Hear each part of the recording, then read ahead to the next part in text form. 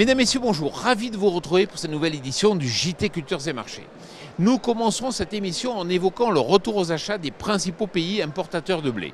Nous irons ensuite en Ukraine, où les récoltes de maïs sont retardées, avant d'évoquer les conditions climatiques peu rassurantes dans l'hémisphère sud. Enfin, nous ferons un focus sur les ventes à l'exportation de soja américain. La prime de risque liée à l'éventuelle fermeture du corridor d'exportation de céréales ukrainiennes s'affaiblit, permettant ainsi aux principaux importateurs mondiaux de revenir aux achats.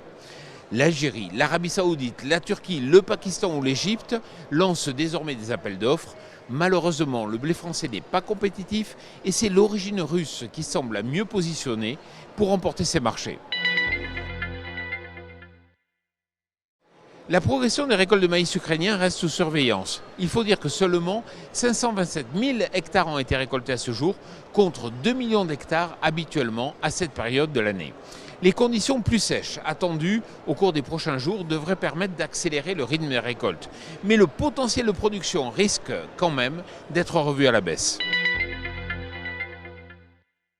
Le phénomène climatique, la Niña, synonyme de sec en Amérique du Sud et de pluie en Australie, est une nouvelle fois observé cet automne.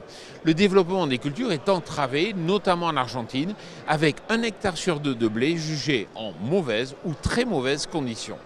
La production argentine est désormais attendue autour de 15 millions de tonnes, en baisse de 7,5 millions de tonnes par rapport à l'an passé. A l'inverse, les pluies excessives compromettent la qualité des récoltes en Australie. 2,33 millions de tonnes, ce sont les ventes de soja à l'export depuis les États-Unis au cours de la semaine passée. En effet, la demande de soja américain est de plus en plus forte, notamment du fait d'achats exceptionnels de la Chine.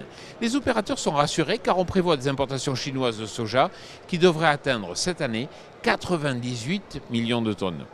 Voilà, le JT Culture et Marché enregistré ici dans le cadre du salon Agrimax à Metz se termine. Je vous souhaite bien sûr une excellente semaine.